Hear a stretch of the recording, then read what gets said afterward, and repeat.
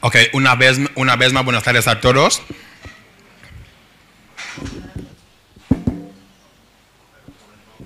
Aquí no, ok. Uno de los factores que hacen muy importante actividades como esa es que nuestro panorama literario como que a veces necesita un poco más de visibilidad, de expansión para, sobre todo, uso académico de nuestras obras. Un factor muy repetitivo dentro de nuestro panorama literario es que más allá de las presentaciones formales de los libros, después de sus publicaciones, es que no se abren espacios de debates al respecto, y eso, queramos o no admitirlo, contribuye a la poca visibilidad que tienen nuestros escritores. Por lo que yo no voy a empezar, o sea, yo no quiero aburrirles aquí hablando del libro, porque ya hablaré de otras cosas más. Y antes que nada quiero, antes de que la superdotada nos hable de su libro, que vamos a lincharle, por favor, vayamos tomando nota. Queremos ante todo agradecer al Instituto Francés, a la señora Julia, a Omar por estar aquí, a Dice Novenos por siempre preocuparse, a todos ustedes también por haber dejado esta tarde todas sus muchas actividades para venir hasta aquí. Y de verdad, Constantina, por favor, vamos a escuchar a la máster, ¿vale? Ella es superdotada. Excelencia, usted tiene la palabra para hablarnos de su libro, y de verdad vamos a escucharle con mucha atención porque hay muchas preguntas que hacer y mucho linchamiento, ¿eh? Así que una vez más un fuerte aplauso para ella y para doña Carmela, que está llegando.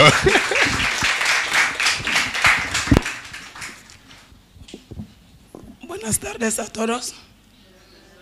Primero voy a disculparme porque tengo la voz afónica. La verdad que lo siento bastante. He intentado beber un poco de agua caliente, pero no ha surtido efecto. Entonces lo lamento bastante. Pues bien, ante todo voy a sumarme a los agradecimientos. Ante todo agradezco a Dios por permitirnos estar aquí. Luego agradezco al Instituto Francés por este gran apoyo, por esta organización. Estoy sumamente agradecida. Y también agradezco a cada uno aquí presente. Agradezco a cada uno aquí presente por hacer un hueco en su agenda y acompañarme aquí en este evento que para mí es de suma importancia. Para los que están incorporándose, repito, tengo la voz afónica y vuelvo a disculparme. Ahora, yéndome a lo que nos reúne aquí en esta tarde, que es sobre la presentación de mi obra, decirles que la obra Los llantos de Bindán es una obra que escribo, que publico en 2021, eso cuando estaba estudiando en Rusia, y escribo la obra por algunas razones, algunos motivos, como dice el mismo título, Los llantos de Bindán. Entonces, resumidamente, es una obra que está basada en dos generaciones, en dos épocas. Eso para los que hasta ahora no han leído la obra, porque hay muchos aquí que sí ya le han leído. Entonces, la obra Los llantos de Bindán está basada en dos generaciones, la de una madre y su hija. Pues bien, en anteriores presentaciones, cuando estoy explicando la obra, alguna gente suele decir: Constantina, el pasado es perfecto. Y yo digo, no, el pasado no puede ser perfecto. ¿Y por qué describes el pasado en la obra como si fuese perfecto? Yo nunca he dicho que el pasado es perfecto. Lo que suelo decir es que es bueno que en cada momento nosotros examinemos y retengamos lo bueno. Esta obra, que consta de 10 capítulos, el primer capítulo yo hablo sobre la era de los panes calientes, que es un momento que se vivió aquí en este país. Algunos lo sabrán, no sé, todos son jovencitos que no, a lo mejor no estuvieron en ese tiempo, pero aquí hubo un momento que se vendía panes por las noches. Y en la obra yo describo la historia de un señor llamado Ondo, un padre de familia. Como saben, las familias africanas son muy numerosas.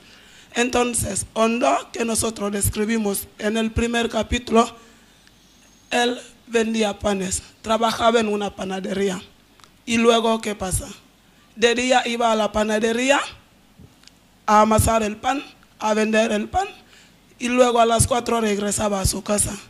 Y por la tarde, a las 6, las 7 de la tarde, obvio, regresaba a la panadería y recogía panes, sacos de panes calientes.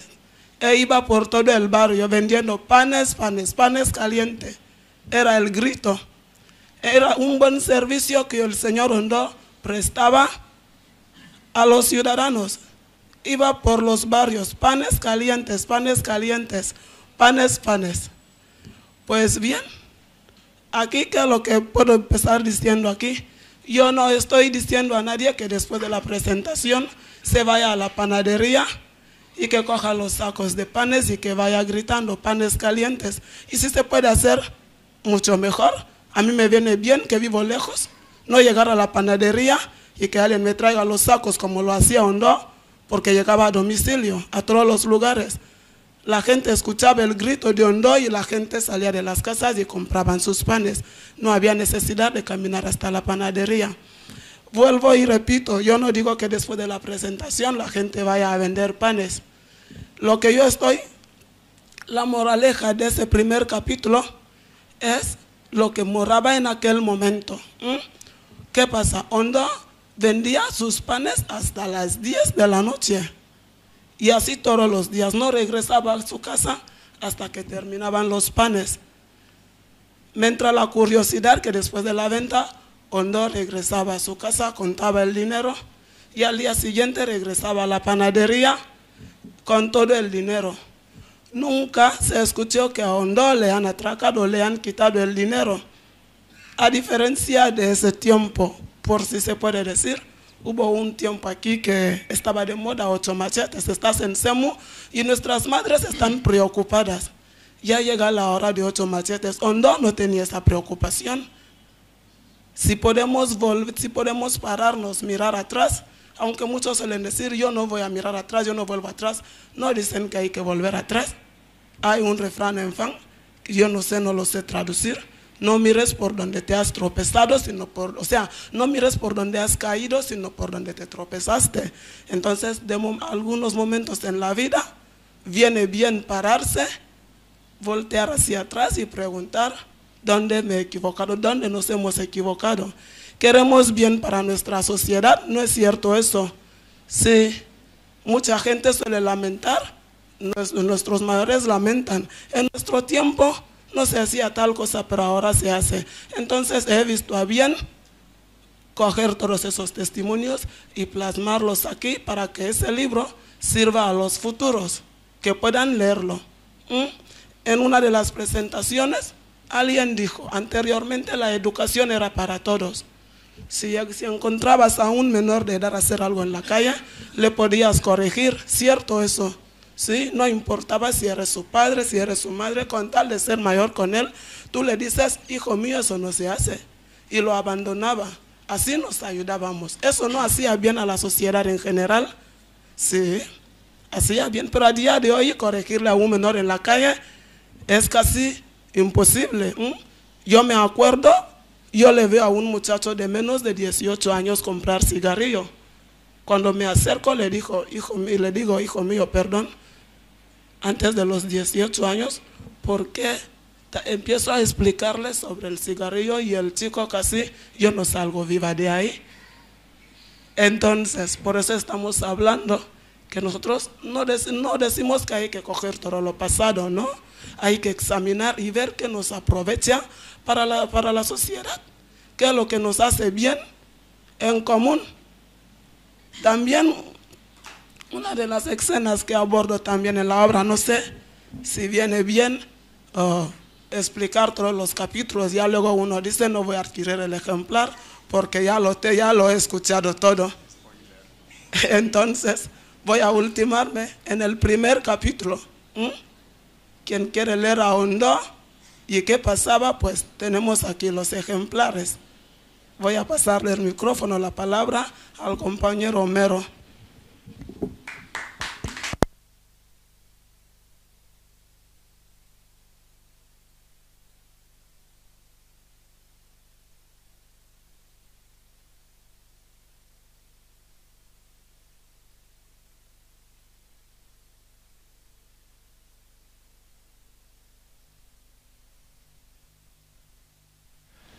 Ok, la educación es el arma más poderosa que se puede usar para cambiar el mundo, dijo Nelson Mandela.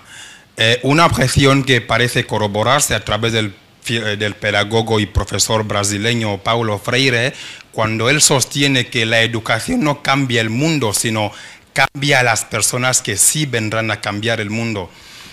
Sin embargo, la cuestión también podría ser aquí, ¿qué tipo de educación damos a la gente para que use como herramienta para cambiar el mundo? Podría ser aquí uno de los debates. No es un secreto para nadie que Guinea Ecuatorial en los últimos 15 años ha conocido importantes avances en los desarrollos en cuanto a derechos civiles humanos, y el arte, sobre todo la literatura, ha jugado un papel muy importante en ese campo. Sin embargo, también es cierto y muy cierto que quedan muchos retos, porque mientras existe el ser humano habrá necesidades que satisfacer, tengámoslo muy en cuenta. Antes de seguir, por favor, lo que yo les voy a pedir a todos son dos cositas. Primera, cómprense el libro. Yo me divertí muchísimo leyéndolo, pero no quiero hablar de eso porque eso ya será mi análisis. Segundo, que de eso hablaré más tarde. Nuestro panorama literario tiene el problema de que, al menos los datos que yo manejo, datan del 1903, es decir, hace ya 122 años. Yo no conozco en Guinea Ecuatorial un escritor que haya publicado un libro del que se tengan más de 5 ediciones. Cada edición de un libro significa una mejora de los defectos anteriores. Cada uno de ustedes que se encuentra aquí ahora tiene una agenda muy apretada, podría perfectamente estar ahora mismo en sus muchas cosas, pero han salido de sus cosas para venir aquí. Debes aceptar que en el futuro él te va a linchar, no te está linchando, está criticando tu trabajo. Por favor, es muy importante para que el panorama literario de Guinea Ecuatorial siga creciendo. Bien. Según el escritor y estudioso de literatura guineana Leoncio Márquez, un aspecto que hay que tener en cuenta a la hora de analizar la literatura de Guinea Ecuatorial es el aspecto de las ediciones. Primero que todo, aquí podemos hablar de dos tipos de ediciones, las comerciales y las tradicionales. Nuestro panorama literario está cargado de ediciones comerciales, lo cual significa que la relación entre escritor y editorial es única y netamente comercial. Que tu libro tenga o deje de tener errores no es asunto de ellos. Y eso, queramos o no reconocerlo, como que deja lagunas en nuestro trabajo. Lo sabrá la profesora aquí, que tiene mucha experiencia en eso. Por lo que, por favor, repito, es muy importante para nosotros que ustedes hagan siempre anotaciones. Le duela o le deje de doler a Constantina, no es asunto de ustedes. Lo segundo es el costumbrismo, la temática que abordan nuestras obras literarias. El costumbrismo está muy presente en nuestro trabajo y esto obviamente tiene una explicación. Seguimos mayormente adoleciendo de necesidades básicas y eso se entiende por lo que el ser humano es lo que es, no tanto por naturaleza, sino también por cultura. Por lo que si crecemos, en nuestro entorno nos define y nosotros a él también.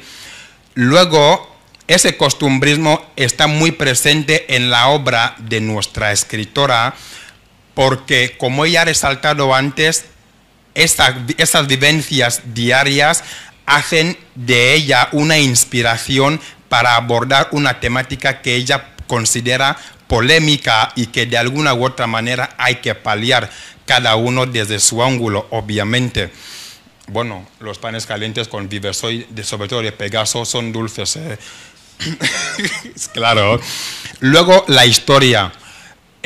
La historia aquí, la escritora aquí hace un tira y afloja en una combinación entre costumbrismo, historia y didáctica.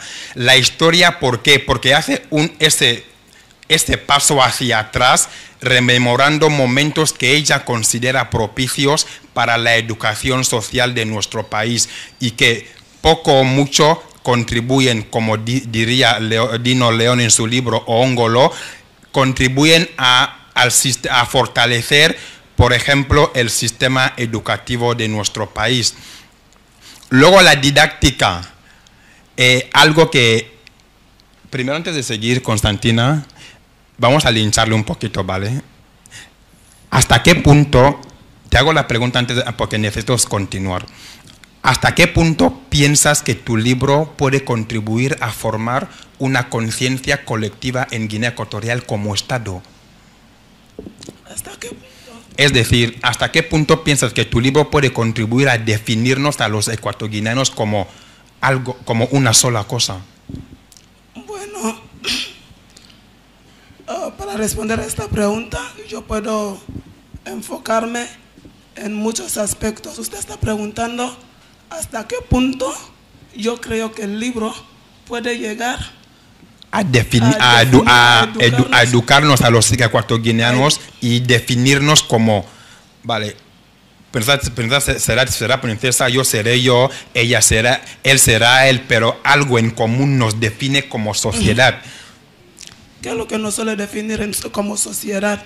Sí. Según mi entender, suelen ser nuestras tradiciones, ¿verdad? Sí, nuestras costumbres, nuestra cultura.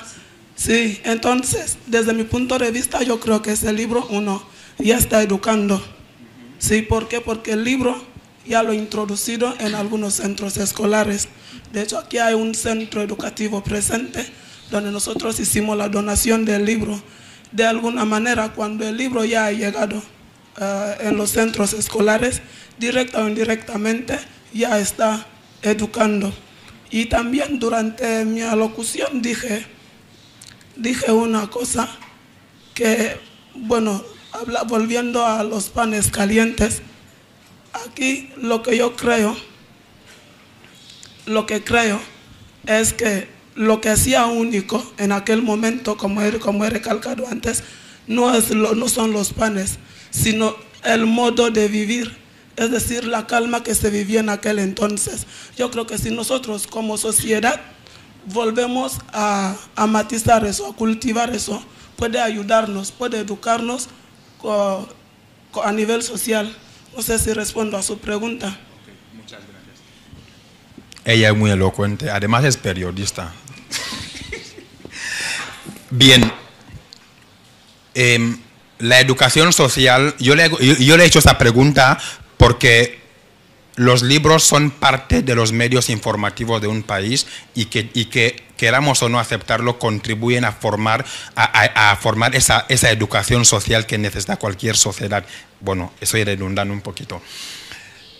En mis últimos 6 años de trabajo con el campo literario en Guinea Ecuatorial, me he dado cuenta de que muy poco se está haciendo respecto a la literatura infantil en Guinea Ecuatorial.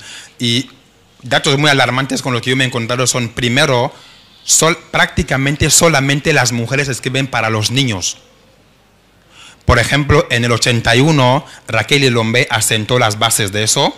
Le siguieron gente como Remey Sipi, Fumilayo Johnson Sopale, Alejandro Tutumu. Según mis datos, solamente un hombre tiene escrito un libro infantil en Guinea, que es Nzangésimi Cristia. Otro dato muy alarmante de eso es que esos libros infantiles son de autores que no viven en Guinea, excepto María Jesús de Vuna. Es prácticamente la única que se dedica a literatura infantil y que vive en Guinea. Bueno, tenemos también el caso de la señora Carmela, que tiene escrito Copito de Nieve, que tampoco es que se dedique netamente a eso como temática específica. Simplemente que ella, ella es muy polifacética, hay que reconocerlo, y escribió un libro al respecto, ¿no? Pero gente que, vale, yo hago gospel, por ejemplo, entonces que en algún momento hagas rap no es que seas una rapera como tal, por ejemplo. Entonces, yo le he hecho esa pregunta porque definir la educación social infantil, yo pienso que debe partir desde ese aspecto de los niños. Y cuando ya se define esta parte infantil, se está proyectando un futuro. Por lo que eso, bueno, yo no lo vi desde tu punto de vista, pero ahora que me respondes, yo creo que está mucho mejor estructurado. Entonces, voy a ir cerrando diciendo que, aparte, en aspectos técnicos como el costumbrismo, la historia, la didáctica, que son aspectos muy técnicos en los que podemos centrar la obra. Por favor, cuando ustedes vayan a leerse el libro, hagan críticas agresivas. ¿Por qué? Porque nuestro panorama literario fuera de nuestras fronteras se enfrenta a ese problema, que muchas veces no se nos sabe definir bien. Es decir, que yo hoy escribo mucha poesía, mañana ya aparezco con un ensayo, por ejemplo. Entonces, no estoy diciendo que sea su caso, estoy diciendo que las críticas de ustedes nos ayudarán a definirnos como escribidores. Vale. Así que, Constantina, para ir cerrando, ¿cómo te surge la idea de escribir este libro? Bueno, a la pregunta cómo me surge la idea de escribir este libro, me gustaría retroceder un poco atrás para responder a esa pregunta. Y para responder a esa pregunta me enfocaría en cómo yo me enamoro de la literatura. Y eso fue en 6º curso de primaria, sí. Cuando hacía 6º curso, me acuerdo nuestro profesor de lengua, el señor Inestrosa, nos leía y nos explicaba tan bien ciertas obras. Nos explicó la obra, aunque no me vienen ahora los autores, de Grandes Guerras se publican entre España y Portugal. Y al conde no sé quién le mandan por capitán general. Y otra obra que también nos explicó fue La más bella niña de nuestro lugar, hoy viuda y sola y ayer por casar. Viendo que sus ojos a la guerra van, a sus padres dice que escuche a su mal. Entonces, mientras el profesor explicaba eso, yo me enfocaba en cómo alguien puede hacer ese juego de palabras y salir tan bien. Desde ahí yo me enamoro de la literatura y empiezo a escribir mis cositas, que cuando llego, en los años de la universidad, yo me propongo y digo, yo no puedo pasar los 7 años en la universidad sin sacarme una obra, porque ya he escrito bastante en mis diarios, ahora es momento de sacar una obra. Entonces, ¿cómo surge la idea? Aparte de que la pasión de la literatura ya estaba ahí, la idea surge cuando llega el tiempo de la COVID, ¿sí? Y no solamente el tiempo de la COVID, pero es ahí donde más me enfoco. Mirando un poquito nuestra prensa, veo como que durante el tiempo de COVID-19 había unos casos en nuestra prensa que llamaban mucho la atención, que en pleno tiempo de COVID la gente salía, inclusive metiéndose en las casas de la gente a robar, y yo me ponía a llorar, Dios mío, ¿cómo puede ser eso posible? Si me ingresan hoy por COVID, no quiera Dios, me ingresan, llegas a mi casa, mi huella está por doquier, vienes lo que llevas, en lugar de llevarlo, llevas la COVID, entonces tú no te libras. De ahí va surgiendo la obra, entonces empiezo a escribir esos lamentos. Entonces, no sé si respondo a su pregunta, pero mínimamente de ahí surgiría la idea. Ella es una superdotada, lo he advertido. Sabemos que ustedes tienen muchas preguntas. Para lincharle a ella, a mí no, por favor, que yo me voy a escaquear. Así que, querido público, antes un fuerte aplauso para ustedes mismos, no para ella.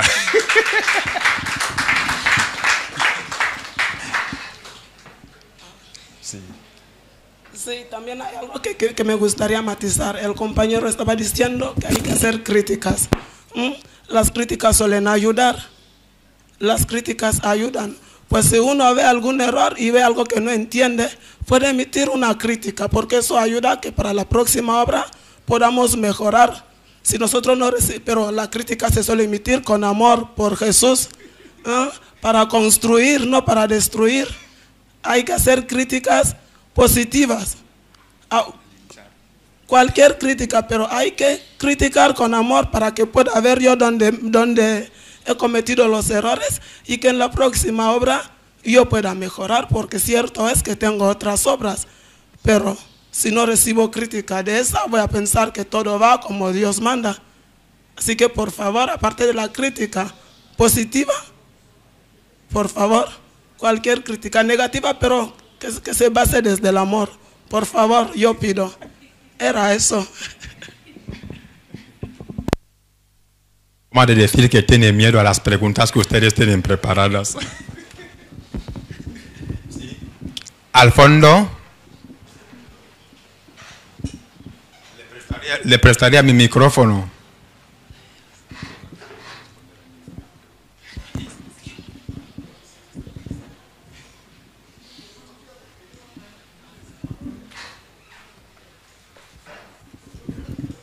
Buenas tardes a todos. Y gracias por concederme la palabra. En primer lugar, la escritora, te estoy felicitando bastante porque es muy interesante, pero me surgen muchas dudas respecto al libro, ¿no? Entonces, la primera duda o la pregunta que tengo es que necesito saber el problema que quieres solucionar en nuestra sociedad respecto a todo lo que has escrito, ¿no? Y quisiera saber los capítulos que puedo leer para encontrar esa solución.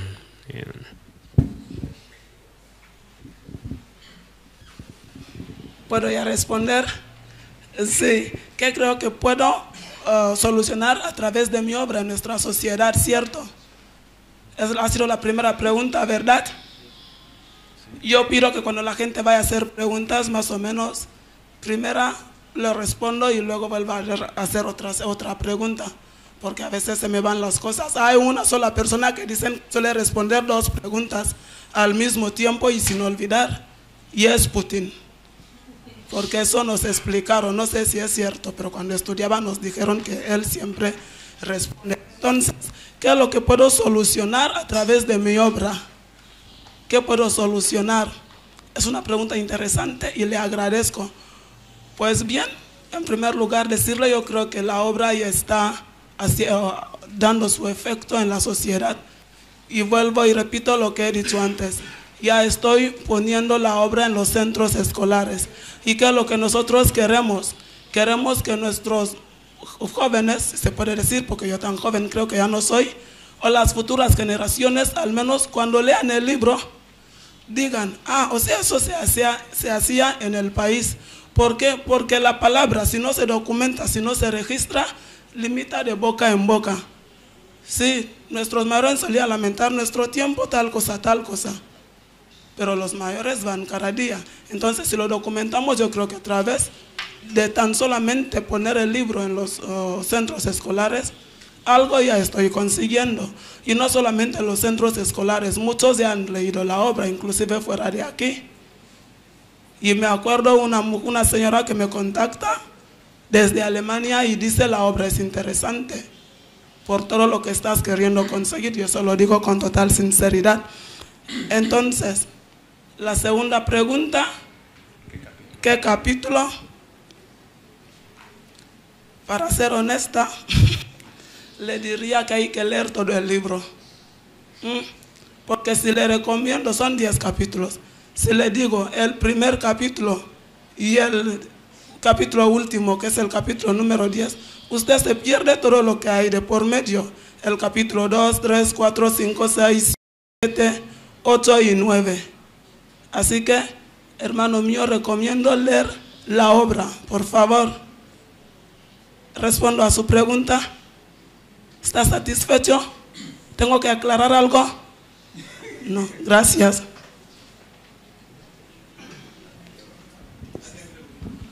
Sí, perdón, un momento. Hola, yo me llamo Feo.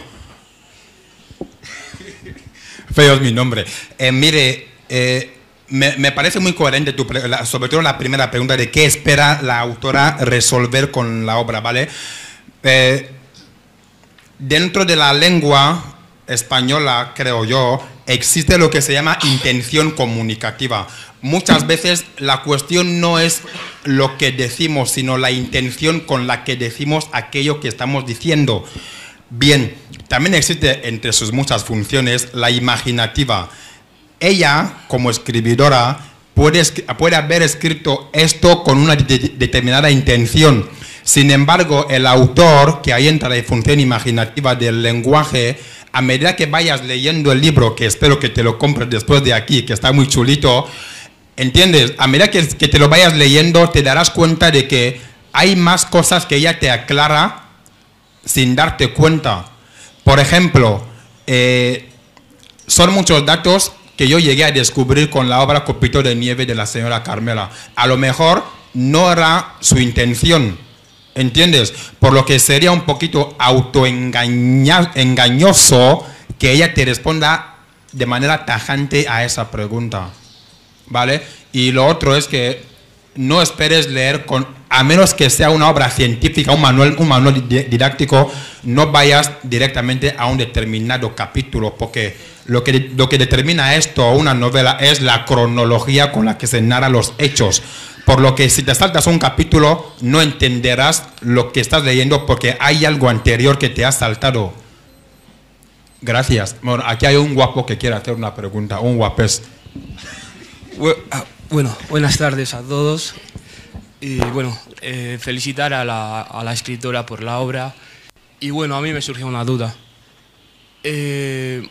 Yo creo, si no me lío, el título de la obra es Los llantos de Bindán. Y usted solo se ha limitado en explicar el primer capítulo, que si mal no recuerdo es la era de los panes calientes. Así, ¿no? Y sale un hombre, Hondo.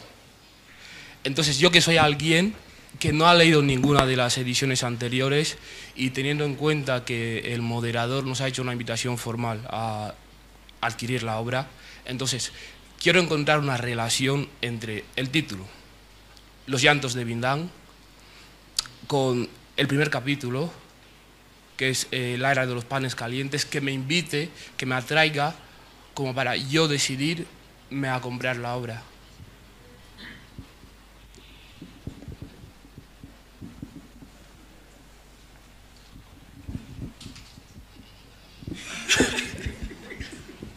Gracias por la pregunta. Es una pregunta muy interesante. Gracias.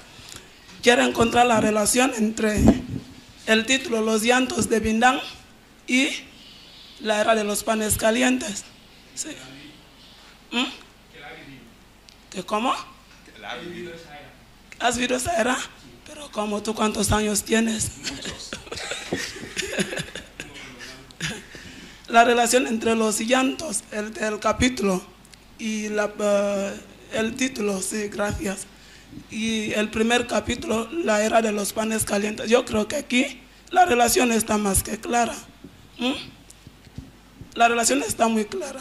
Por eso decimos los llantos. Eso se hacía. Yo repito, nadie va a ir a vender panes. Ahora, ¿qué se disfrutaba en ese momento? La tranquilidad, la calma. De ahí, como ya no se puede disfrutar, surgen los llantos. Cuando iba repartiendo la invitación, alguien me dice, inclusive me acuerdo que cogíamos estelas y poníamos en nuestras terrazas y uno no se daba cuenta que la noche ya había pasado. Hasta las 2, las 3 de la madrugada uno se quedaba en la terraza. Si me quiero dormir en la terraza es porque la puerta no está cerrada, está abierta. Entonces la calma que se percibía en aquellos momentos es lo que nosotros a día de hoy necesitamos. De ahí surgen los llantos. No has enfocado mal la pregunta, está muy bien. Vale. Yo quiero saber, el título principal de la obra es Los llantos de Bindán. Bindán, y a ver, el primer capítulo, me ha salido un nombre Hondo. ¿Cuál es la relación entre esas dos personas? Tu pregunta. Bien,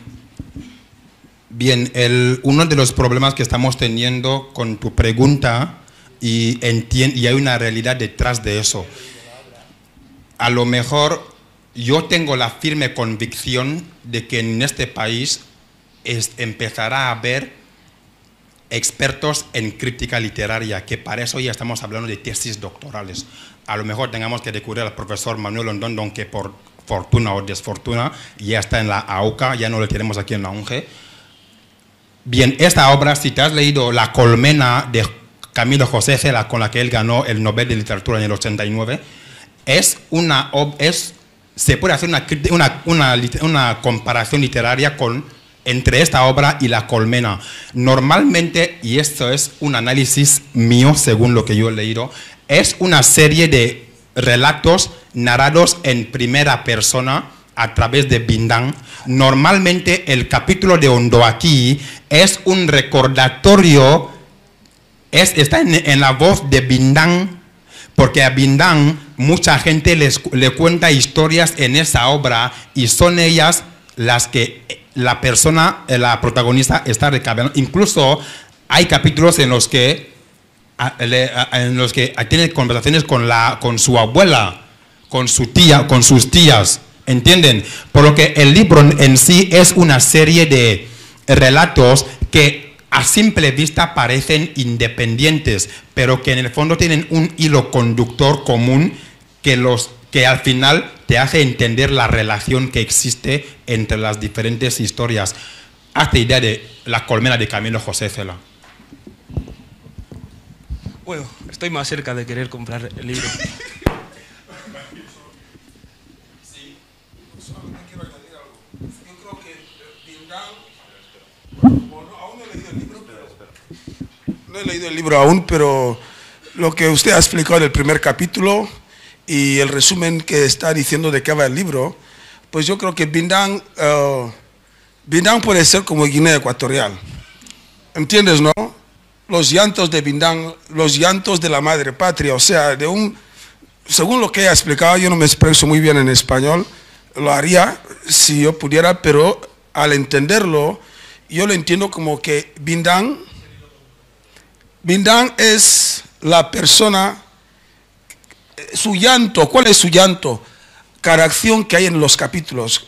Capítulo 1, parte del llanto de Bindán. Capítulo 2, Bindán te está contando sus llantos, y son los llantos de nuestra sociedad.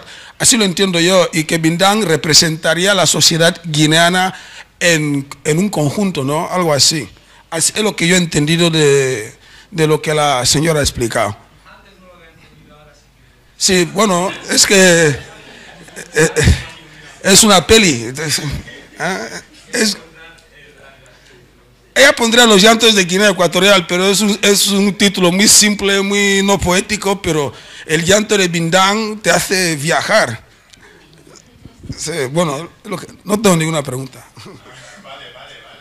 Estoy sumamente agradecida. No sé si se permite abrazarle, porque lo ha definido bastante bien.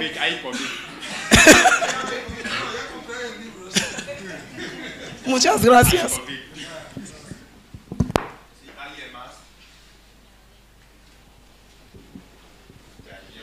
Ella es experta en costumbrismo, así que cuidado con tus respuestas.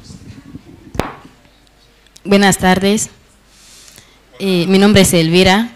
Ante todo, agradecer sinceramente muchísimo por esta obra, porque, bueno, ya me la he leído, me obligaron a leerla.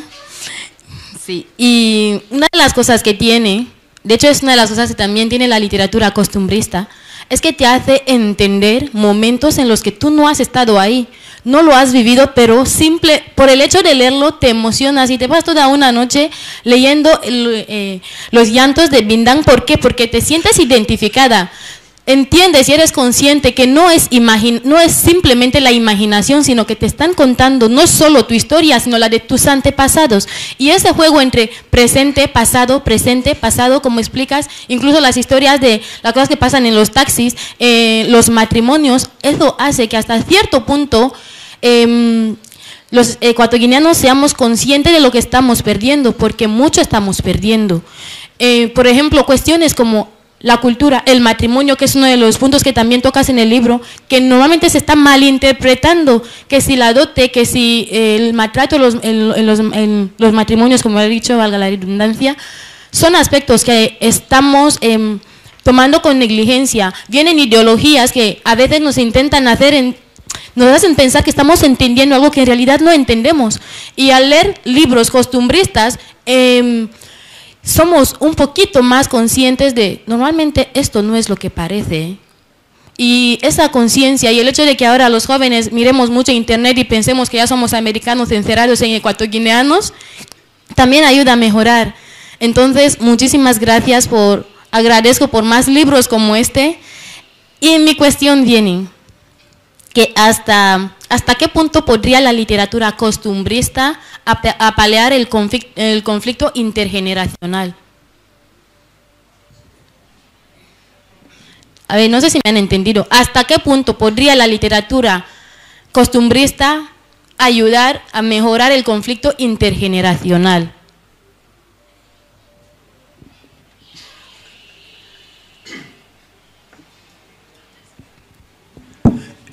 Vaya, la pregunta que ha hecho la chica, por cierto, te recuerdo, ella es Elvira, experta en literatura costumbrista. No le veas así, sabe mucho. La pregunta que está haciendo la chica parece una pregunta simplista, pero que en verdad yo creo que estás haciendo una pregunta que nos daría suficientes motivos para tener una mesa redonda donde tengamos que juntar a Trifonia Melibea, al doctor Joaquín Mbananchama, quizás al profesor Bai Bai, ¿vale? A gente académica y de diferentes generaciones. No sé si tengo que responderte como persona, como periodista, o como el pringao que está aquí, que lo soy. Bien. Prefiero responderte a esa pregunta como periodista y como farmacéutico. ¿Vale? Hasta el 2020 yo no entendía ciertas cuestiones, incluso generacionales, de este país. Pero un caso de 112.000 francos me hizo empezar a entenderlo. Yo soy de los que sostienen que hasta que los ecuatoguineanos no nos sentemos a redefinir la estructura familiar de Guinea Ecuatorial, seguiremos teniendo problemas intergeneracionales. Existe lo que, por ejemplo, el profesor Ndiorocho en la Universidad Gaston Berger en Senegal llama la nostalgia del pasado. Los africanos seguimos muy traumatizados con la colonización, que a día de hoy pensamos que todo, absolutamente todo lo que se hizo en nuestras tradiciones es lo correcto. Por ejemplo, tenemos el famoso Akonmeki, es decir, yo tengo un hijo con Constantina. Para que yo vea a mi propio hijo, tengo que pagar dinero a mis cuñados. Sinceramente, me parece, opinión mía, una absoluta tontería. Pero ¿qué es lo que pasa? Las diferentes generaciones debemos enviar, no te preocupes. ¿Por qué pagarles? No, ¿por qué te parece una tontería? Me parece una tontería por, primero, la definición del concepto de matrimonio, o sea, por la concepción en sí del matrimonio. Hay que partir de ahí, pero yo creo que eso ya da para otro debate. Porque primero hay que entender bien, hay que primero aclarar qué es exactamente el matrimonio dentro de nuestras tradiciones. ¿Qué es el Akonmeki? Es el derecho, es la paga que les haces a tus cuñados por el hecho de ver a tu hijo cuando tu mujer ha parido. ¿No es así? Bueno, es lo que me han explicado, es lo que yo llevo tiempo viendo. Ahora, para que se den cuenta de que tenemos también un problema generacional, intergeneracional. ¿Por qué? Porque primero hay una falta de transmisión de conocimientos y de información, muchas cosas que nuestros padres no nos han explicado bien, aunque incluso cuando no fueran necesariamente negativas. Pero al haber privatizado mucho el conocimiento, muchas cosas hemos llegado a a crecer y entenderlas como, entre comillas, absurdas, ¿no? Entonces, y esto, por ejemplo, ha llevado a cosas como, por ejemplo, los matrimonios interétnicos.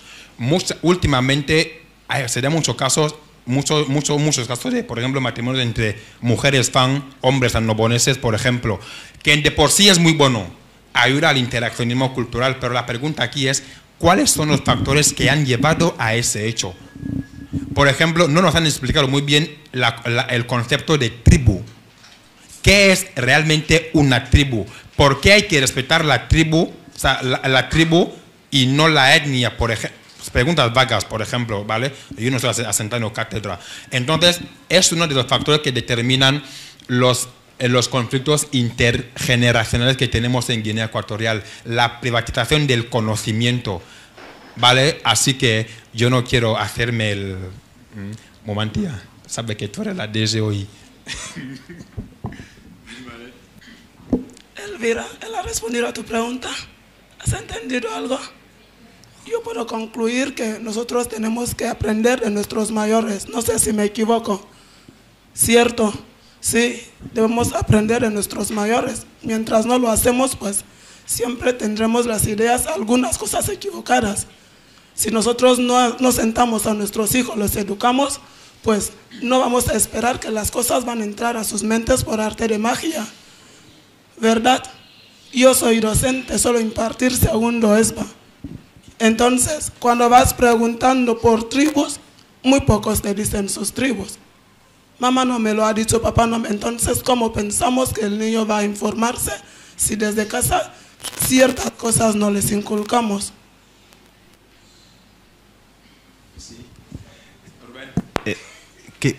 Quería preguntar una cuestión. Gracias por la presentación, es muy interesante.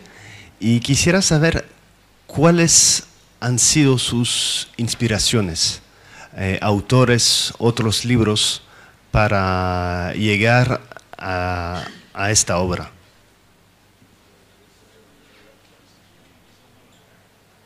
Muchas gracias por la pregunta. Si he entendido bien, ¿cuáles han sido mis inspiraciones? En primer lugar, como soy periodista de profesión, entonces cualquier situación me suele inspirar. Entonces, como he dicho antes, la obra no ha surgido de la nada, me he inspirado de otros autores. Cuando empezaba a explicar, he mencionado a un profesor que siempre nos impartía la literatura y ciertas obras me inspiraron. Ciertas obras que me han inspirado. Autores, bueno, tenemos a nuestra Isabel Ropemicue, ¿sí? Que he leído un poco de ella, no un poco, he leído bastante de ella y he podido aprender. Me he inspirado también de ella, inclusive me he inspirado de el señor Donato Ndong, sí, que es uno de los, ¿cómo se dice? Uno de los pioneros de nuestra literatura, porque cuando yo escribía mi tesis, yo le he contactado. Me he inspirado de él, me he inspirado del señor Ávila Laurel, entre otros. Sí, no sé si respondo a su pregunta. Gracias.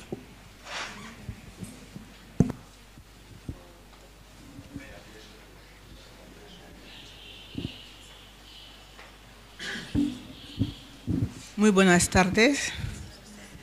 Déjame darte un abrazo porque nos conocemos por internet. Por eso me ha invitado. Es la primera vez que nos vemos.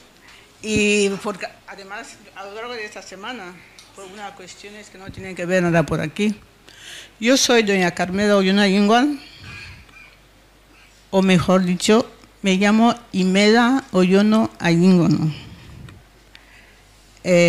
Soy periodista de profesión, investigadora, y tengo un centro de investigación estratégica y estudios sobre los saberes africanos.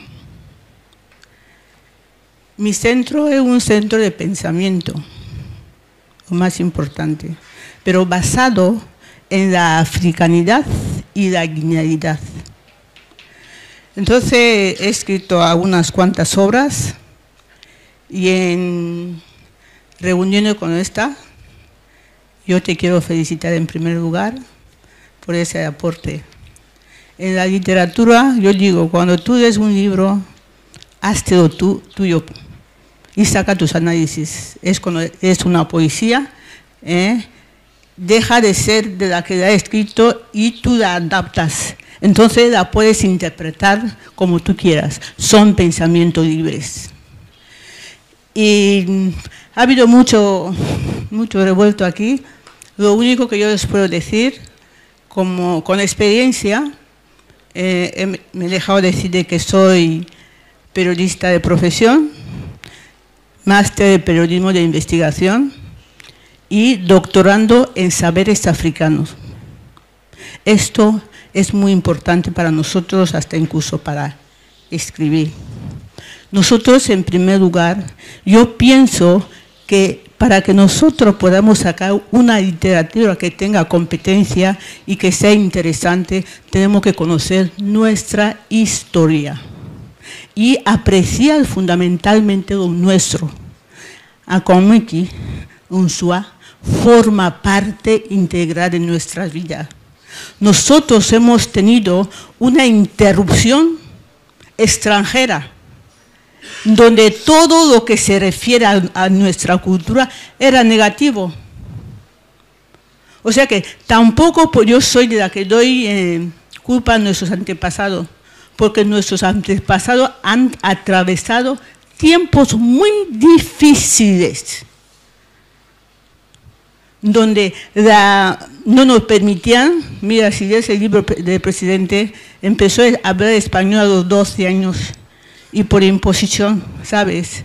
Mis hermanos, que en paz descansen, no podían hablar el fan en la escuela. Entonces, si tú no hablas fan en la escuela, ¿cómo nuestra cultura es oral? ¿Cómo yo voy a hablar con mi abuela para que mi abuela me cuente lo que si ella no entiende español? O sea que el idioma es un instrumento de colonización. Es un instrumento de desintegración de la familia.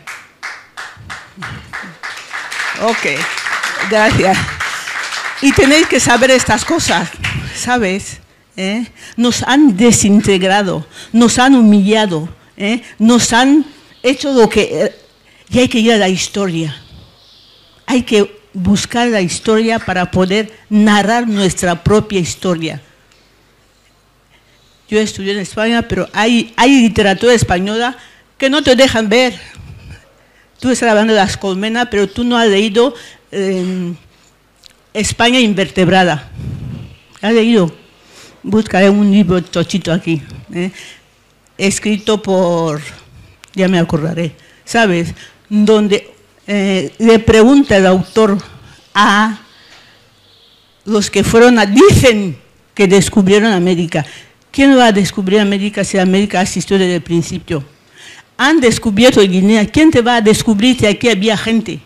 Entonces decimos, Cristóbal Colón descubrió Guinea Ecuatorial, América, y que Portugal, pero nosotros aquí vivían gentes. Y entonces nosotros no conocemos esa historia. Estamos trabajando sobre pensamientos extranjeros que nos están imponiendo hasta ahora. Y vosotros, la juventud, lo tenéis que saber. Tenéis que saber por qué el matrimonio Fan, o el matrimonio Bubi, o el matrimonio Ndoe, no tiene nada malo. Nada. Y forma parte de nuestra vida. Lo que ha escrito un gran escritor sudafricano, hay que descolonizar nuestra mentalidad, nuestras vidas. Y acabo de asistir a una conferencia en una feria de libros en Venezuela que se dedicaba a la madre África, ¿sabes? Entonces hay que descolonizar hasta la forma que vestimos, hasta nuestra comida, hasta la forma que gobernamos. Hay que descolonizar nuestras mentes. Y la mente es la que nos dirige, ¿sabes? Claro, los europeos, cuando uno habla así, no nos gusta, ¿sabes? Entonces nosotros estamos sumergidos. ¿Por qué yo no puedo comer mi yuca? ¿Por qué? ¿No lo habéis pensado alguna vez? Y decimos que nuestras madres, no nos enseñaron. Pero si estaba prohibido, si conocemos la historia de Guinea, ¿sabes esa cosa que dicen? Tal persona ha muerto tal persona porque su hermano le ha matado, porque no sé qué. ¿Sabe cómo surge esto? En la colonización, porque nosotros somos un ente cránica. Tribu es una palabra inglesa de colonización, porque nació la palabra tribu en inglés. Scotland es una ciudad. ¿Y cuántos habitantes tiene? No tiene más que Nigeria. Y los Yoruba son tribus. Es un concepto de desprecio. Busquémoslo. Entonces, todas esas cosas, de verdad, cuando nacen mujeres así, muchos jovencitos que quieren escribir, jovencitas, hay que conocer nuestra historia. Es el consejo que yo doy. Conocer nuestra historia y apreciar lo nuestro antes de lo que viene ahí fuera. ¿Sabes? Porque fíjate, tú voy a poner un ejemplo. Lo decía el doctor Mbomoyo Due. Estoy haciendo un trabajo sobre Mbomoyo Due, Leandro Mbomoyo Due, el intelectual de los intelectuales de Guinea Ecuatorial. Y vosotros no lo conocéis. Ese señor ha estado en la aristocracia europea con pintores, y sin embargo, no sé quién le ha dicho que el Picasso negro. Mbomoyo es Mbomoyo y Picasso es Picasso. Y no sé quién aprendió de quién, porque ha habido, estoy haciendo una investigación, muchos pintores que dicen que aprendieron de la técnica de Mbomoyo Due. Y Picasso, en su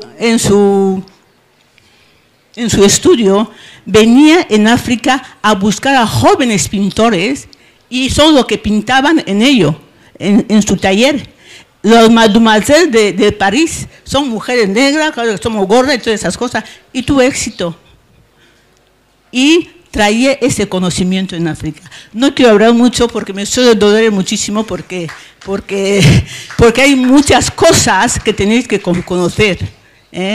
Antes de que llegaran los europeos, aquí en Madrid había 185 escuelas de alto nivel. Aristóteles estuvo allí, Sócrates estuvo allí, y se encontraron con un filósofo, Nigeria, Orunmila. Era el filósofo de los filósofos. Y ellos venían a buscar conocimiento aquí para llevar en Europa. O sea que la investigación y la historia es fundamental si queremos sacar ese Guinea adelante. ¿Sabes? Si vosotros que sois jóvenes os dedicáis lo que nos dicen los europeos, estamos así, Viene la tercera colonización que está llegando, Y cuando vais a estudiar, lo dice Leandro Mbomoyo, todo lo negativo es negro. Cuando quieres limpiar tu dinero, dice dinero negro. Si coge las fichas, la ficha menos es negra. Si la electricidad, la parte que es el negro, es el negro. Todo.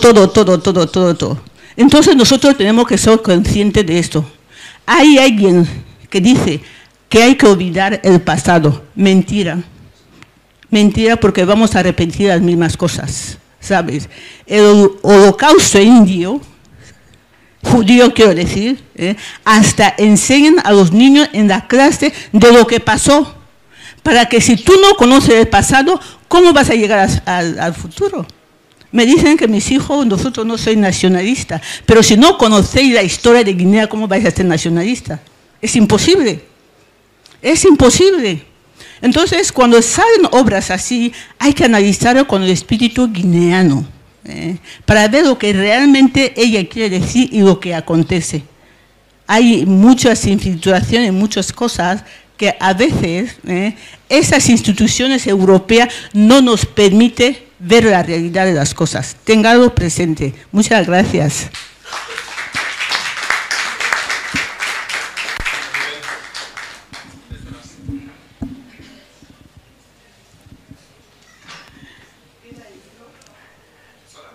Muchas gracias. Aunque Constantino no me ha invitado, pero he llegado aquí gracias a una notificación de Monsieur Clement y venía corriendo para participar. Tengo un amor a la literatura que a veces necesito que me la lean yo durmiendo, y no, porque a veces no tengo mucho tiempo para leer, pero quiero leer. Gracias a la intervención de la señora Imela. Corrijo, Imela.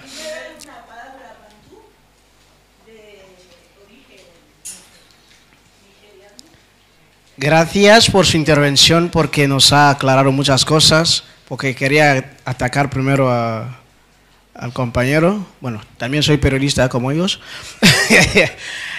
Porque a veces ya entendemos por qué muchas de nuestras reivindicaciones son un poco mal encajadas por falta de información, ¿entienden, no?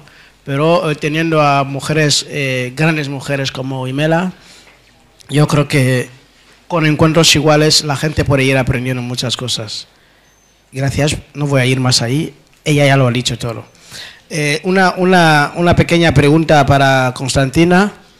He llegado tarde, pero se suele decir que un buen entendedor, con pocas palabras, estamos hablando de los llantos. Y quiero preguntarle, nosotros, por ejemplo, que hemos vivido muchas de las situaciones que se pueden leer dentro de ese manual, siendo jóvenes también aún, porque yo soy joven, ¿cuál es nuestra porción, por ejemplo? Porque primero ha habido una pregunta ya de qué es lo que realmente se quiere ilustrar, se quiere cambiar. Realmente nosotros, los que hemos vivido en ese tiempo, a veces no hay tanta motivación en volver a leer lo que hemos vivido, ¿no? Pero yo sé que hay algo que nos puede sorprender. ¿Cuál es nuestra porción, los que hemos vivido ese tiempo, como para cambiar algo? ¿Cuál es nuestra porción?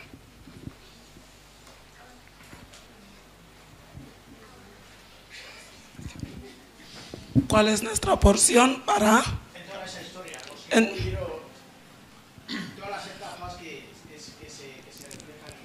Rubén, primero, usted no ha vivido todas estas etapas. Para que me preguntes cuál es tu porción. Y dentro de lo que has vivido te voy a responder. Yo creo que la señora Imelda lo ha resumido todo. Dice, sí, ha dicho no se puede olvidar el pasado. Sí, porque el que olvida el pasado corre, como digo yo, el riesgo de volver a repetir lo mismo. Y yo he dicho en un principio que en fan hay un dicho, no sé si lo he traducido bien, no mires por donde has caído, sino por donde te tropezaste. Entonces, ¿cuál es nuestra porción? Y vuelvo también a la pregunta de ella, aprender de los mayores. Examinar los tiempos y retener lo bueno. Yo digo, nosotros no podemos decir pasado, pasado, pasado, ¿para qué volver al pasado? ¿Por qué no podemos volver la vista atrás y ver que nos beneficia? ¿Por qué no puedes echar la vista atrás y ver que te beneficia, que beneficia a la sociedad en general? ¿No es cierto eso? No sé si respondo a su pregunta o tengo que volver a repetir las mismas palabras. ¿Cuál es nuestra porción? Aprender, porque ha salido aquí el tema de Akonmeki. Yo creo que es la primera vez que lo escucho, para ser sincera. Entonces yo cuando salgo de aquí, yo busco a mi madre o a mi padre o a mis tíos o a mi abuela y yo consulto. Pues entonces así aprendo. Aprender, Rubén. Examinar el tiempo, retener lo bueno. Mirar al pasado que hacíamos bien y recuperarlo, creo que se puede. Por eso lo he plasmado en la obra, para que sea ¿cómo se dice?, de testimonio o de manual para las futuras generaciones. No sé si le he respondido, querido Rubén.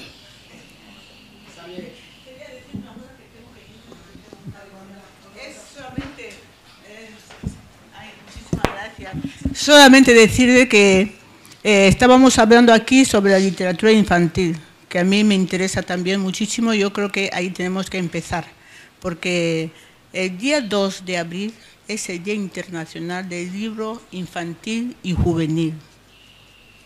O sea que, como celebramos el 23 de abril, que es el Día del Libro en general, Pero el día 2 de abril es el Día Internacional del Libro Infantil y Juvenil. Nosotros, el Centro de Investigación, me parece que el anuncio va a salir hoy y mañana, tenemos un concurso, tenemos un certamen. Estaba mirando si lo tenía aquí y yo no sé, no lo tengo aquí. Es de 10 a 20 páginas sobre historias infantiles. Hay 3 premios, pero basada única y exclusivamente en la realidad africana y guineana.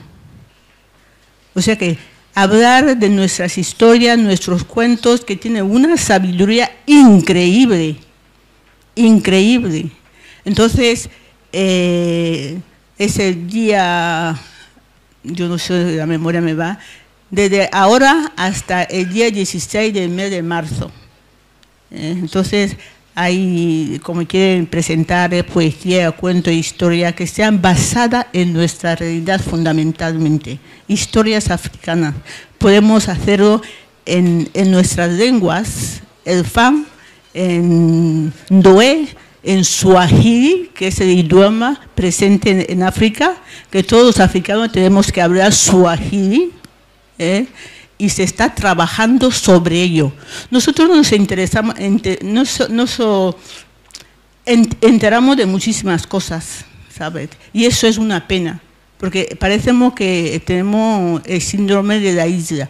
Estamos aquí, no sabemos.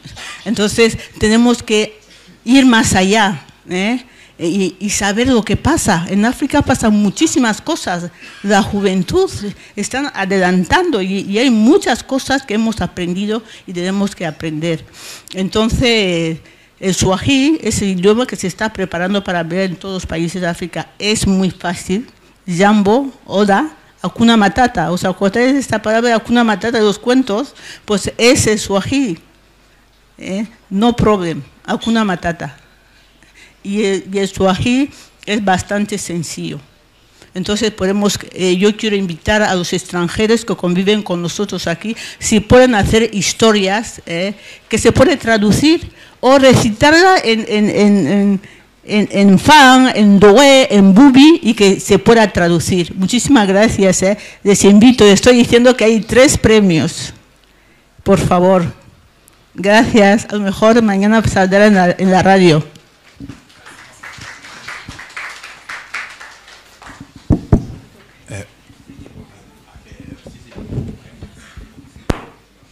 Buenas tardes. Hola. Sí, mi nombre es Santos. Tengo una pregunta un poco sencilla. Sí, sobre todo con el tema de la cultura. Veo que a veces cuando abordamos aspectos culturales o tradicionales, omitimos lo que es la posibilidad de cambio. Y queremos a veces congelar o tradicionalizar todo. Decir que sin admitir cambios o sin tener en cuenta que ocurren variaciones y que hay lo que se llama generaciones. Porque puede haber una cultura o una tradición que se lleva realizando en una determinada sociedad por un tiempo, pero sabemos que cada generación nace una gente nueva con un pensamiento nuevo, a veces sin necesidad de que actúe un agente exterior. Puede haber una influencia de cambio en el mismo seno de una persona que venga a pensar diferente a las demás. Entonces, con este hilo me gustaría saber si cuando una escritora prepara un libro como este, más o menos comparativo, porque veo que es como comparar 2 momentos de la historia. Un momento en donde todo estaba bien, tranquilo, y otro momento donde seguramente ya no hay esta paz. De esto vienen los llantos, el anhelo de cualquier tiempo pasado fue mejor, me imagino. Pero se tiene en cuenta realmente, si se ha tenido en cuenta realmente estos cambios que pueden surgir, no necesariamente no estoy defendiendo a la colonización de un agente externo, sino de uno, o sea, entre nosotros, que porque cada vez mis hijos no van a nacer con mis propias ideologías. Yo les puedo inculcarles lo que yo pienso que está bien, ¿vale? Pero ellos también tienen derecho a pensar diferente. De hecho, yo pienso que la cultura no es estática. Hasta creo que ciertas costumbres que nuestros ancestros realizaban, sin necesidad de que actúe un agente externo, podían haber cambiado ahora. Porque sin necesidad de un agente externo, ya sea cual sea, simplemente por el simple hecho de que la gente cambia dependiendo de la generación. Porque una generación termina y la otra viene. Porque de ser así, de ser que somos estáticos, si no habría evolución y no habría avance. Por eso cuando se debate de cultura, es bueno tener en cuenta todos esos aspectos, porque no podemos decir que lo antiguo realmente fue lo bueno. O sea, es una pregunta, al mismo tiempo una pequeña aclaración. Entonces, quería saber si usted ha tenido en cuenta esto, porque esto ayudaría. Gente como yo que me gusta la evolución, como soy informático, me gusta innovar, cosas nuevas, ideas innovadoras, que no necesariamente vengan a destruir lo que ya está, sino que simplemente lo mejoren o que le den otro sentido. Esto no creo que es malo. ¿Vale? Entonces esto es todo. Antes de que le respondamos, por favor, tengo una pequeña pregunta para la señora Imela. Una pequeña pregunta. Sí. Cuando usted mira a nuestra generación hoy, ¿de qué puede presumir? Quiero saber si existe algo de nuestra generación que a usted le enorgullece de nosotros. Es una buena pregunta para mí, ¿sabes? Yo sé que es una buena pregunta y me interesa responderla con toda sinceridad y lo que yo veo. Yo veo de que en Guinea Ecuatorial, los hijos de Guinea Ecuatorial son tan inteligentes como cualquier hijo de este planeta azul marinado. Eso no me cabe ninguna duda. Pero con la desintegración de la familia, mira, para que haya un Estado, es el terreno y la familia. La familia son los pilares sobre el cual se levanta la superestructura política. Si no hay familia, no hay Estado. Por eso todas las constituciones te van a decir, es la célula natural, es la célula fundamental de la sociedad. Y en un país donde la familia no está, que tenga unas bases firmes en la tierra, es muy difícil. No hay disciplina, hay desorden, ¿sabes? Mucho desorden, con todo el cariño lo digo. No se dice, en mi clan, para mí no existe el concepto de tribu, son de los europeos que los han traído. Somos una ente clánica, ¿sabes? En mi clan, yo sé que la familia es la base de toda base. Y hay jerarquías, ¿sabes? Y había un orden, ¿sabes? Y ha habido, aunque la gente no lo quiere saber, una metamorfosis, sabemos que es una metamorfosis, un cambio de la raíz, una destrucción total, que lo sentimos y lo vivimos. Pero el problema es cómo podemos salir de esta. Yo creo en la juventud, porque las grandes revoluciones lo hacen los jóvenes, pero esos jóvenes tienen que tener una base para que puedan salir de ahí. Entonces, cuando los jóvenes viven en un ambiente desordenado, es la consecuencia que tenemos aquí ahora. No sabemos quién es quién. Y encima de esto, tenemos las ideas que no son nuestras y no sabemos cómo incorporarlos. La vida es dinámico. No podemos decir de que si nosotros no hubiera habido esa interrupción brutal, sangrienta, que eso estaría, a lo mejor estaría bien y mejor, porque yo no tengo nada que añorar del colonialismo después de que yo lo estoy estudiando todos los días a partir de la conferencia de Berlín. ¿Sabéis que en el zoo de Alemania llevaban a unos niños negros como animales? Hay que buscar. Niños de 5 años, allí, y la gente le daba un trozo de pan, como los animales. Entonces nosotros tenemos que saber esta realidad, porque nosotros no podemos vivir de que, como es internet, no sé qué. Mira lo que está pasando en América ahora. Mira lo que está pasando en Francia. Mira lo que está pasando en Burkina Faso. Esos son los verdaderos hijos de África. Ibrahim Touré, Ami Condeta, todas esas cosas. Han sacado el franco CFA. Ya tienen su dinero. Perdone, con el respeto de esta institución, todos los franceses han ido. Y nosotros tenemos que saber aquí, tenéis que buscar hijos africanos. Nosotros llevamos el franco CFA, ¿para qué? Del franco CFA el 60% se queda en Francia. ¿Por qué? ¿Por qué? Buscar y saber. ¿Sabes? ¿Por qué? Además, el franco CFA ya no existe. Entonces el dinero nuestro tiene que ir de franco CFA, de franco francés a euro, no sé qué por ahí. Entonces esa gente del SAE han dicho que no.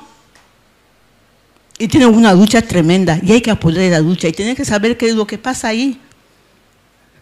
Si va en Sudáfrica, los jóvenes luchadores económicos, hay que ver cómo luchan esta gente. Hay que ver los movimientos que hay en África para una África del porvenir. Nosotros, mujeres, sabemos de que este no es el África que queremos. A pesar de que somos madre, hija de África, también somos cuidadoras, educadoras, y nuestro comportamiento tiene que cambiar. Para que tengamos hijos que les veo, digo, oye, sí que sois. Desde aquí en Guinea Ecuatorial, cuando yo veo Ibrahim Touré, digo, gracias, porque hay hijos en África que conocen la verdad. Hay que leer los libros de Nkrumah. El capitalismo es fase superior del colonialismo. Esos libros no los podemos ver aquí. Y cosas de estas que nos hacen ver la realidad de lo que pasa para que poder defender. Entonces, si nosotros no estamos cultivados, no estamos diciendo que hay que odiar, porque nosotros los africanos no tenemos eso. Si habéis oído Leopoldo de Bélgica, no habéis conocido esa historia. No sabéis de que aquí en Congo no puede estar porque el cobalto que hay en Congo, y Congo es más grande que Francia. Congo es más grande que Francia. El cobalto que hay en Congo es la lucha. Y ahora mismo dice, si tú abres el teléfono, se están muriendo 3 o 4 gente, porque los niños hasta pequeñitos bajan a buscar el cobalto para llevar a los países europeos. Pero nosotros estamos aquí en Guinea, no sabemos lo que pasa aquí en Congo. Congo es más grande que Francia. Y los franceses, lo que han hecho en África, respeto a esa institución, pero es verdad, la verdad duele. Pero si vosotros no lo indagáis, no lo estudiáis, ¿cómo lo vais a saber? Ahí es el problema que pasa con los jóvenes guineanos.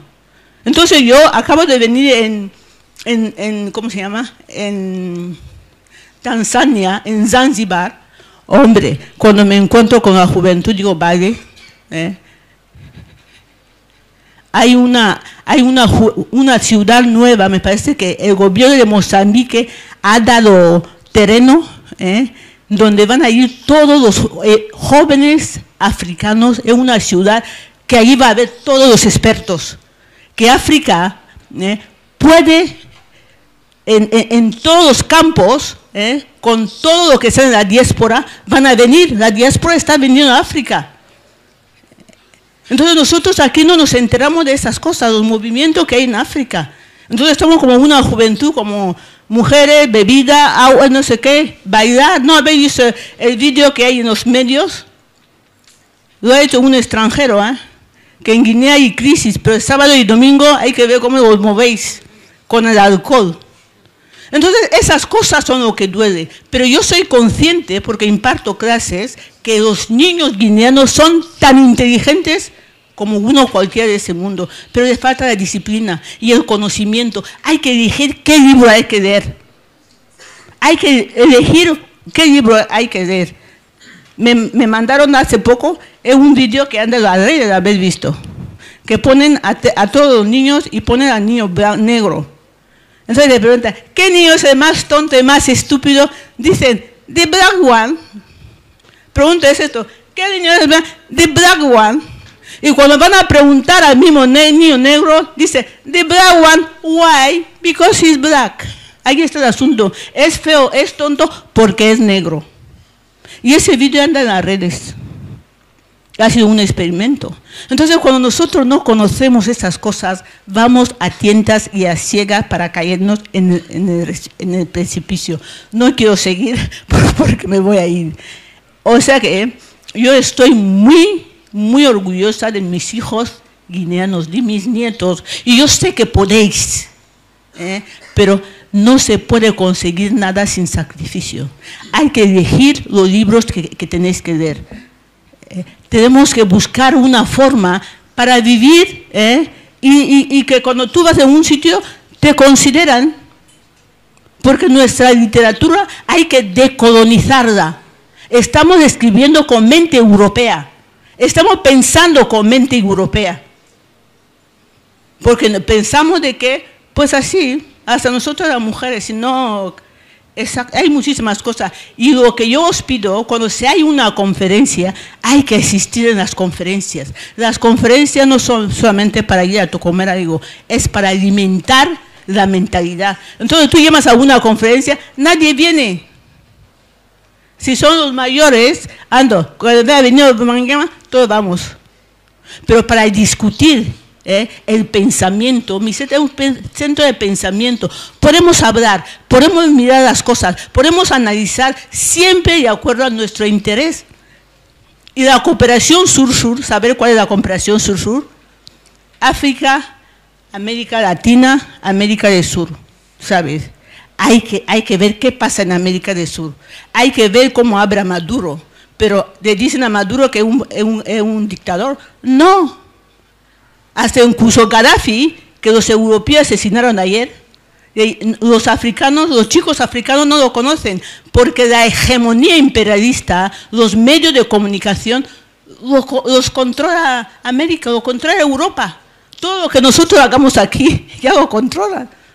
Entonces hay que saber esas cosas, hijos míos, hay que saber, hay que buscar. Tenemos que descolonizar nuestra vida. No hay nada que el colonialismo trajo aquí que está bien. Nada. Lo que han venido a robarnos, a quitar todas nuestras cosas y llevarlo. Y lo siguen haciendo hoy.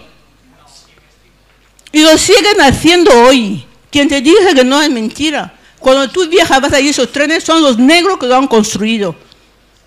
Pero los negros somos las fichas negativas. Y es eso. Es mi opinión, y que quiere mirarlo, que lo vaya a mirar. Es mi opinión. Entonces hay que buscar los libros para poder compararlo. Ir a saber el reparto de África. El año 1885 a 1884, 83-84, fue 6 meses que se sentaron los europeos para repartir África. Para repartir África. No había ningún negro, no había ningún consentimiento, solamente el poder, la sangre. Y seguimos. Porque nosotros los africanos no hacemos ninguna bomba. Muchas gracias. Yo me voy, que tengo una reunión en otro sitio. Gracias, muchas gracias. Gracias. Volviendo a la literatura, ¿cómo describirías tu estilo de escritura?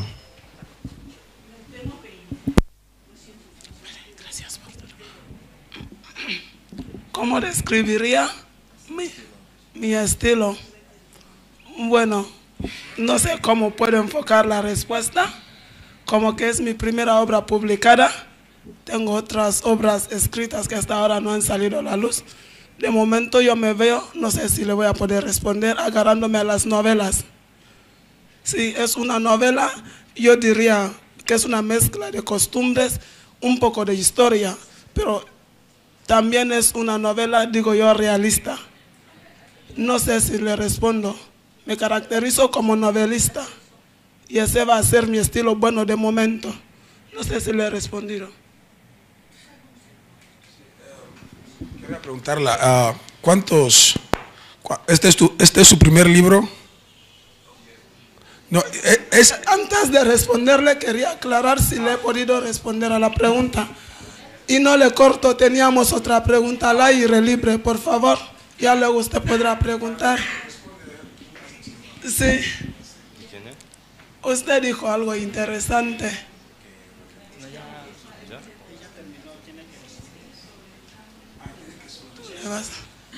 Yo no sé si la señora Imelda te lo ha podido responder a la pregunta sobre las revoluciones, generaciones, cierto, sobre el cambio usted hablaba, cierto. Entonces, cuando ella respondía, yo he pillado algo que como que ha sido la respuesta de tu pregunta, porque ella ha dicho los jóvenes suelen hacer las grandes revoluciones, pero hay que hacerlo con una base, hay que conocer primero quién eres, tu historia. Y otra cosa que usted ha dicho es todo tiempo pasado fue mejor. Yo nunca digo eso. Yo digo todo tiempo pasado fue anterior, antes. Porque para mí el tiempo pasado nunca pude ser mejor, ni aquí ni ayer.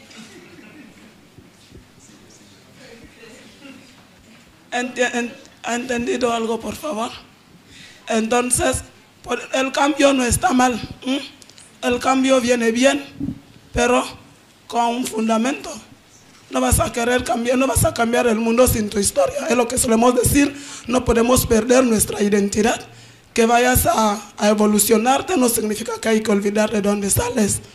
No se puede, vas a educar a sus hijos, pero hay que enseñarles de dónde son, de dónde provienen. No sé si me explico. No se cambia el equipo de Ghana. Ya también. Bueno, buenas tardes. Soy Marta Raquel, me sumo a las felicitaciones, agradeciendo a Dios por su vida, el trabajo que está haciendo, que ha empezado a hacer y seguirá haciendo. Y que no se desanime, de verdad, que sea también una mujer, una joven que inspire también a otras jóvenes, sobre todo a las mujeres.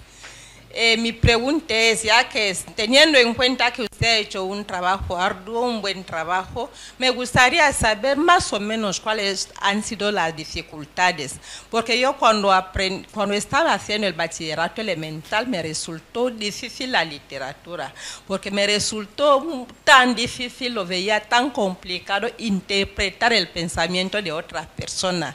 De hecho, opté por la rama de ciencias. Me gustaría más o menos, porque tengo planes, incluso empecé, no diría el título del libro, pero yo me limité ahí porque decía, por favor, porque me estás inspirando, en pocas palabras, me estás inspirando, por favor, mínimamente, ¿cuáles han sido sus dificultades, en fin?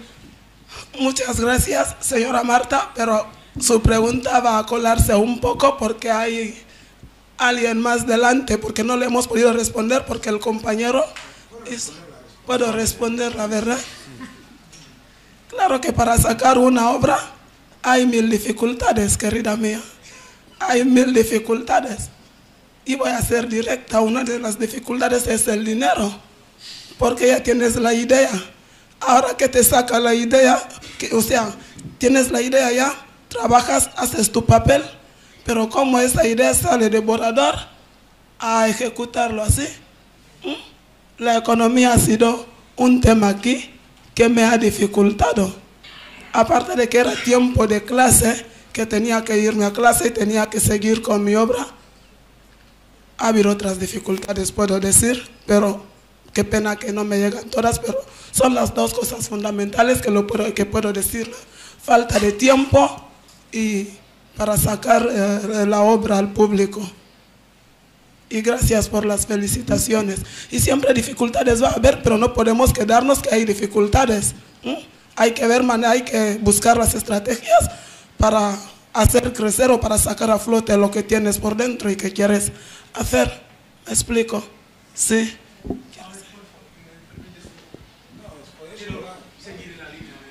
A veces cuando uno hace una pregunta, yo no sé si ella está satisfecha con la respuesta, pero yo igual no. He querido entender que te ha preguntado, dado que ella dice que ha querido empezar y se ha cortado. Entonces, ¿tú qué consejo le darías a un principiante? Tú siendo principiante.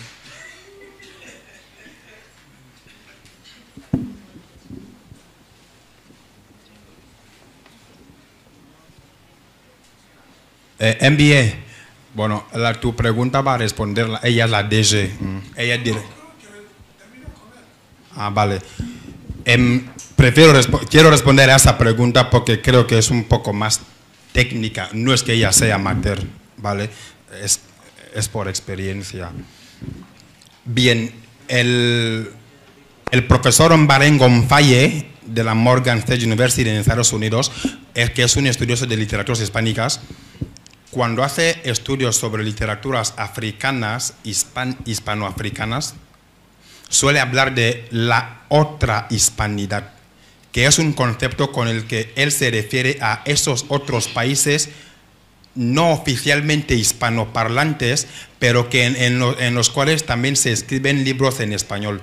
En el caso, por ejemplo, de África, en concreto, ¿vale? Tenemos países como, por ejemplo, Mozambique, Costa de Marfil. Por ejemplo, Camerún, que está aquí, cada año saca como poco 180 profesores de español.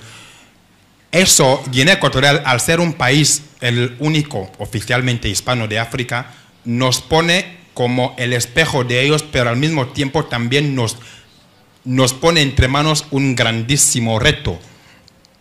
Con eso estoy respondiendo a la pregunta de qué dificultades se está encontrando, por ejemplo. Sí, bien. La gran mayoría yo voy a responder a esta pregunta partiendo desde el 2019, que son los datos que medianamente estoy manejando. Primero, mucha gente, sobre todo los que están publicando libros desde el 2019, tienen muchas prisas, muchas ganas de publicar libros. Pero en Guinea Ecuatorial seguimos sin entender que ser escritor es tan difícil como sacarse una licenciatura en química. Leer mucho, escribir mucho, borrar mucho lo que has escrito. Por ejemplo, él es periodista, sabe que no puede publicar nada solo porque sí, alguien debe corregirlo. Leer mucho, borrar mucho, volver a escribir, y de ahí alguien ha preguntado cuál es el estilo con el que ella se identifica. El estilo, ¿vale? Sigue siendo uno de los mayores retos a los que se enfrenta el panorama literario de Guinea Ecuatorial. Yo os aseguro que la gran mayoría de los poetas en Guinea Ecuatorial no saben en qué corriente escriben. Eso no quiero decir que sea un error, prefiero concebirlo como un reto.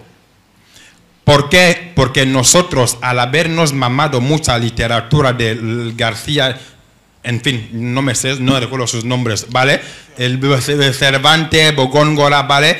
Entonces, ¿qué es lo que ocurre? Lo que en psicología se llama disonancia cognitiva, queremos recuperar esa parte tradicional que hemos perdido, que no se nos ha contado, pero al mismo tiempo, a nivel cognitivo, nos enfrentamos a la situación de, estamos hablando en español, y tenemos que escribir en español, por lo que nuestros principales referentes, alguien te preguntó por sus referentes, por lo que los principales referentes son, por ejemplo, García Lorca, Góngora, etc. Entonces, eso también es un problema. Tenemos que definir bien nuestro estilo, nuestra corriente, nuestra temática. Es contraproducente para el panorama literario de Guinea Ecuatorial que hoy publiques una novela y que mañana nos aparezcas con una autobiografía. Esto significa ser polifacético, sí, pero lo que pasa es que te estás creando una imagen, unos seguidores, ¿vale? Que ellos, al leerte en diferentes géneros, mentalmente les estás desorientando. Lo otro es que, por ejemplo, hay un profesor en la UNGE, cuyo nombre no voy a mencionar porque no he venido aquí a poner en evidencia a nadie. Ha publicado un libro muy bueno en contenido, lo recomendaría. Pero ¿qué es lo que pasa? El profesor dijo haber publicado una novela, pero cuando coges el libro, como que es un tira y afloja entre ensayo, autobiografía, teatro, ¿entiendes? Y cada uno de esos géneros literarios tiene una manera muy específica de tratarse. Un ensayo es una tesis que se defiende. Debes demostrar que, por ejemplo, la señora Imela es tonta, por ejemplo. Debes demostrarlo con fuentes de información. Una novela también se trata de manera muy diferente de un ensayo, por lo que eso sigue siendo, repito, yo no quiero concebirlo como un error ni una flaqueza, sino más bien como un reto, porque cada día es el cenit de una persona y obviamente seguiremos aprendiendo cada día. Mi pregunta era, sí, ¿ese es tu primer libro? Sí, bueno, es mi primer libro en ser publicado. Okay. De hecho, quería hacerle una aclaración, ya que me ha llamado principiante. Quería hacerle aclaración porque me dice principiante. Okay. ¿Lo retiras? Gracias. Ahora puedo responderle que principiante ya no soy, hijo mío. Sí, y otra pregunta. ¿Cuántos capítulos tiene el libro? Como he llegado tarde, no he podido escuchar. 10 capítulos. ¿Y cuál es su capítulo preferido? ¿Cuál es mi capítulo preferido? De todos los que ha escrito, el que más le ha impactado, el que más le ha tocado. Es que en cada capítulo hay una historia que cuando vuelvo a leer este libro, yo me vuelvo a sorprender. Entonces yo no puedo decirle ahora cuál es mi capítulo. No tienes uno preferido. Ok, última pregunta. Ajá, está bien, está bien. ¿Cuánto tiempo le ha llevado escribir el libro? Si no mal me acuerdo, han sido aproximadamente 4 o 5 meses. Si no mal recuerdo. Ok, muchas gracias. Pero es una obra de 133 páginas que podía haberme costado menos. Pero como la falta de tiempo, pues me llevó tanto tiempo. ¿Alguna otra pregunta?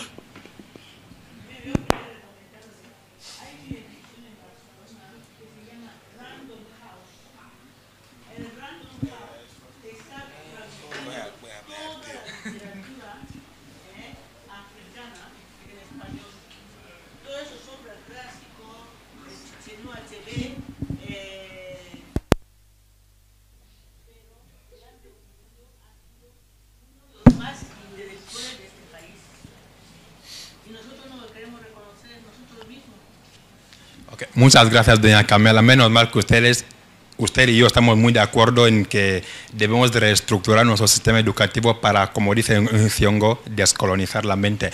Hemos llegado a la parte final de aquí. Bueno, saben, dentro de la tradición Pan, un hombre con muchas hermanas es un hombre rico porque viene muchas dotes. Y como se me da bien revivir esa parte, ¿no? Los dineros. Bueno, vengan a comprarse el libro. Ella firma, yo me llevo los dineros para hacerme rico, claro. Al menos un fuerte aplauso para ustedes mismos. ¿Cómo hacen?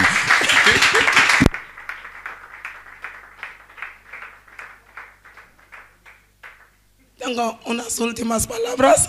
No es nada nuevo, solamente les vuelvo a decir gracias por haber hecho hueco en sus agendas y estar aquí. Gracias de corazón.